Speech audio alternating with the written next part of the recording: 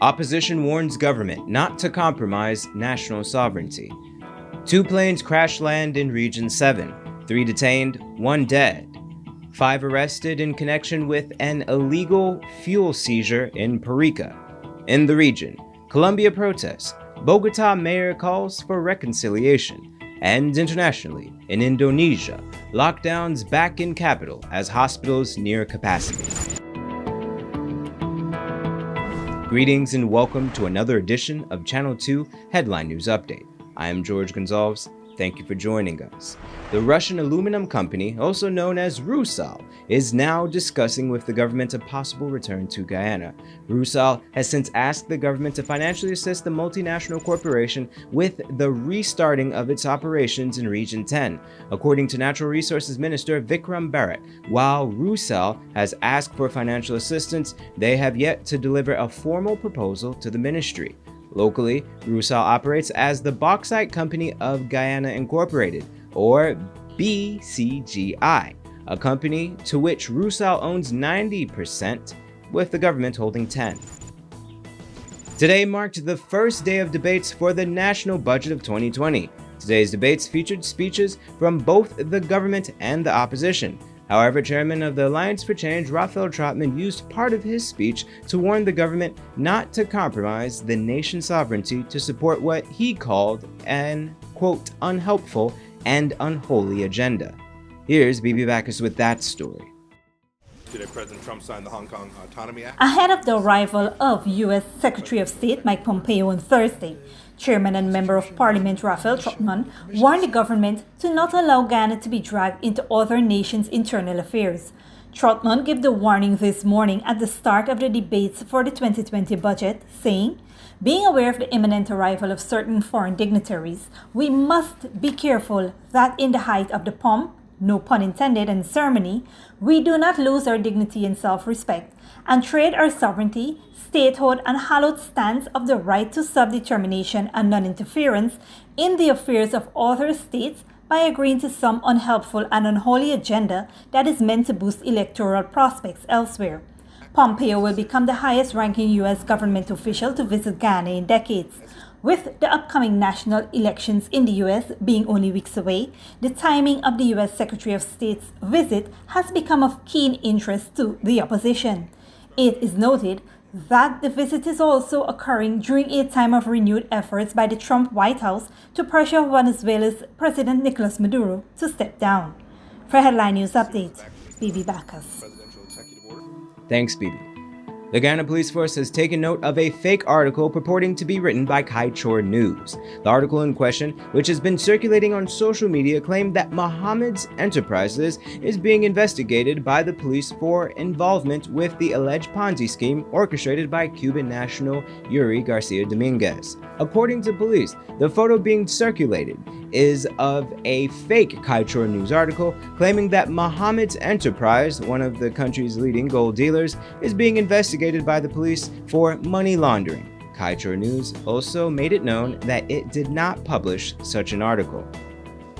Stick around. Coming up after the break, 5 arrested in illegal fuel seizure in PARIKA, and 2 planes crash land in Region 7. 3 detained, 1 dead.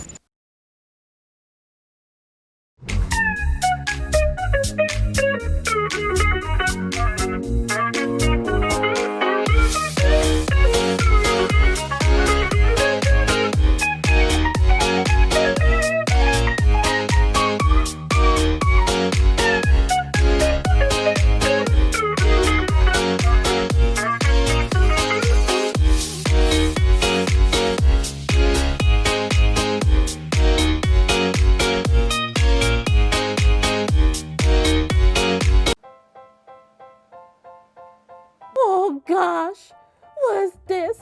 Me son can't read or spell. Stop! 0 out of 20.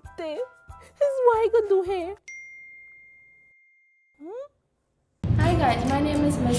Singh and I'm the senior teacher at the literature after school program. Due to the spread of the coronavirus and the need for social distancing, we have moved our in-class learning activities to online via Skype. On the online side, we will be focusing on spelling, phonics, reading, and the National Grade 6 assessments. For more information, you can inbox us or call us. Contact us on 675-4379. I can call them now. Hidden treasures, discovering gems in young minds.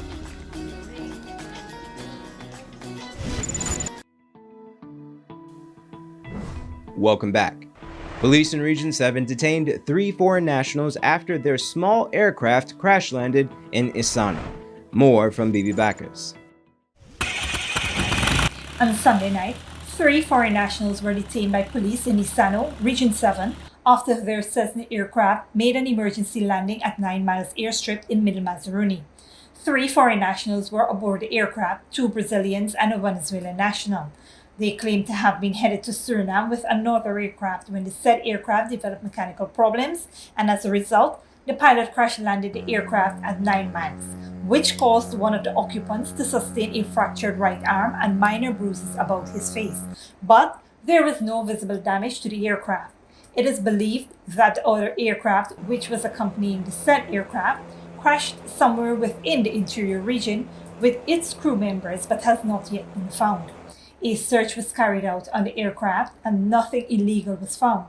Police took the 3 men into custody and seized their personal belongings, namely a cell phone, satellite phone, identification cards, and other items. The aircraft remains on the ground under police security and investigations are ongoing. For Headline News Update, Bibi Bacchus. Thanks, Bibi. This afternoon, the second missing aircraft was located several hundred meters from the airstrip. According to police, only the remains of 1 man was found in the destroyed aircraft, as well as several packages of cocaine. Police have not disclosed if there were any other items in the aircraft. Nevertheless, the Guyana Civil Aviation Authority has been contacted to remove the airplane from the site. Last Friday, the Guyana Energy Agency seized 2 boats in PARIKA for possession of over 16,000 gallons of illegal fuel. Esther Sobers tells us more in this report. This morning, the Guyana Police Force announced the seizure of 2 vessels which were transporting 16,000 gallons of illegal fuel at the PARIKA stelling. The Guyana Police Force in a statement said the vessels were discovered by the Guyana Energy Agency Friday night during an intelligence-led operation. Reports indicate that the men were actually caught in the act of transporting the illegal fuel. One of the vessels were captained by a 56-year-old Metamirser West Coast Demerara and a crew of 3 men. In total, 5 men were arrested and released on bail. The GA has currently opened an investigation into the matter. For Channel 2 Headline News, Esther Sobers. Thanks, Esther. Don't go away, come up after the break. Search continues for Jamaicans and Haitians missing at sea, and Indonesian lockdowns back in capital as hospitals near capacity.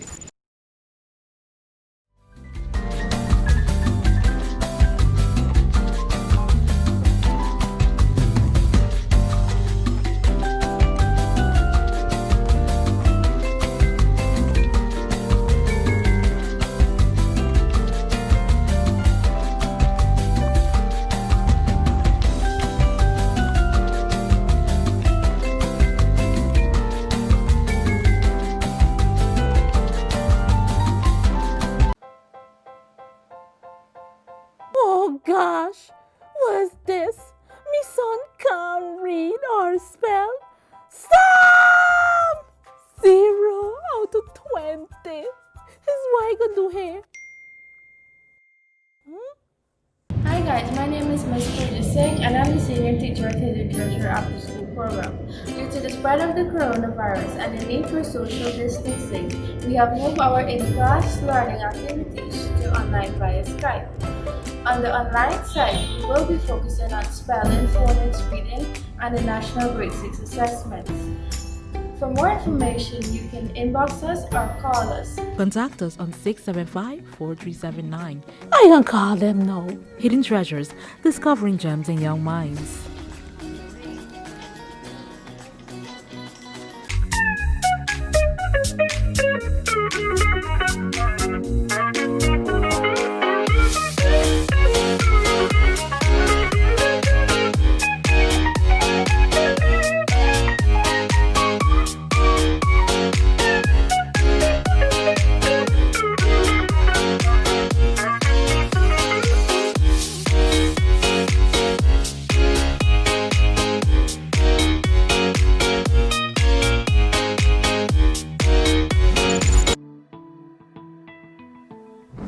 Welcome back. Now we take a look at news in the region and around the world. Members of the Royal Bahamas Defense Force, the Royal Bahamas Police Marine Division, and the United States Coast Guard are continuing a search and rescue mission for several Haitian and Jamaican nationals reportedly missing at sea. The police say they received an alert early Saturday that a 27-foot vessel was taking in water 9 miles south of Chub Cay in the Berry Islands, and on arrival, the cops found the vessel partially submerged with several individuals in the water clinging to the vessel. 12 people were subsequently rescued, with ongoing search efforts to find the others. The mayor of Colombia's capital is calling for reconciliation after days of violent protests. 13 people have been killed and hundreds injured in demonstrations against police brutality. The riots followed the killing of 43-year-old lawyer Javier Ordonez, who was repeatedly shocked with a stun gun by police officers. Al Jazeera's Alessandro Rampietti reports. Bogota residents lit up candles and hit on pots and pans to remember the victims of one of the most violent weeks in decades. I fear we'll get to the point that the state is going to shut all avenues of free expression. We're already seeing that in the way the security forces are acting against unarmed people. 13 people died in 2 days of protest against police brutality. The demonstrations were sparked by the killing of an unarmed man by 2 officers. Most of the victims were young people allegedly shot by the police. During a commemorative event broadcast on television, the mayor begged for forgiveness and reconciliation, but also reiterated the need for police reform, insisting that there was clear evidence of indiscriminate use of firearms. We are here to apologize to all the victims of police abuse, all the victims and injured citizens. We are here to recognize the seriousness of the facts, the seriousness of what happened. The solution is not to militarize the city, but to demilitarize the police. President Ivan Duque has rejected the mayor's calls for reform and did not attend the event. An empty chair with his name on it emphasized his absence. Family members of the victims called for an end to the violence. We are demanding justice from the national government to put an end to the killings and injuries by the police. My husband wasn't killed by a stray bullet. He was killed by 4 shots. Today, the president and the head of the police should be here. The government had apologized for the killing that sparked the riots, but fell short in condemning the actions committed by the police during the protests, instead accusing the remaining active rebel group in the country, the ELN, of coordinating attacks on police stations and public transportation. The attempts at reconciliation have overall lowered the intensity of the protest, at least for now, but there's real anger and frustration among many Colombians that they say will not easily be silenced. Alessandro Rampietti, Al Jazeera, Bogota. And internationally, authorities in Indonesia's capital have reintroduced stricter COVID-19 restrictions in an effort to reduce the strain on the city's healthcare system. Al Jazeera's Jessica Washington reports. This is the manifestation of how the pandemic became a crisis in this city. This cemetery in Jakarta is only for patients who died from COVID-19 or were suspected of having it. The gravediggers are exhausted, but the bodies keep coming. Indonesia has more confirmed COVID-19 deaths than anywhere else in the region. More than 8,000 people are reported to have died, but due to low testing rates, the actual death toll could be much higher. We are tired. We've been working like this for 6 months. We have buried so many people. Still, we have to do our job. And it's not just these workers who are under strain. This cemetery is a tragic representation of the impact of the pandemic here in Indonesia. And it's not just Jakarta's cemeteries that are fast filling up, but hospitals as well. It's why Jakarta's governor says the city must once again go into lockdown before the situation spirals out of control. In June, Jakarta began to ease restrictions to boost the economy, reopening many businesses and offices. At the time, the governor told Al Jazeera he was confident the city's healthcare system could handle the pandemic. Months later, he now warns that hospital beds are just weeks away from running out. Sekali lagi ini soal menyelamatkan If we let this be, the hospitals won't be able to contain the situation, and the result will be a high death rate. We will reimpose the restrictions and we will work, study and pray from home again.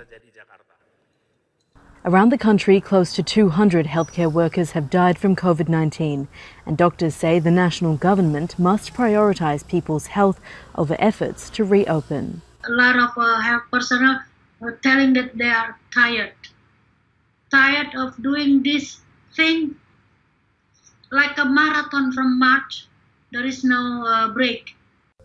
Hours before the restrictions began, Zulkifli served his last customer. Another shutdown means millions of low-income earners like him will suffer. I know we need to address the pandemic, but I also need income for my children.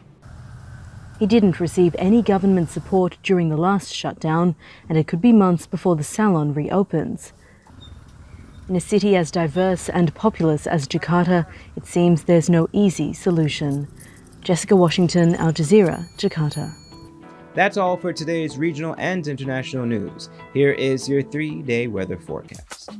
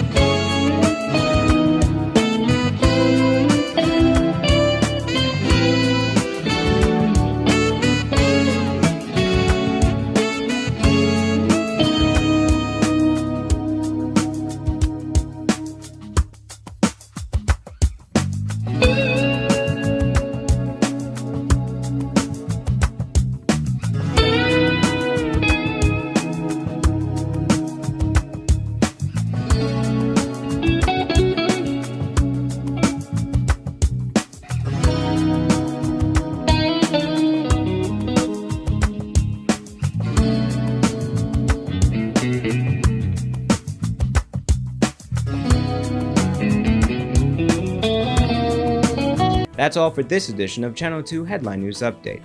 Tune in Wednesday at 7 p.m. for another episode. Be sure to subscribe, like, and follow us on Facebook and YouTube. Also, visit our website at headlinenewsghana.com for all the news we couldn't fit in the newscast. Until then, take care.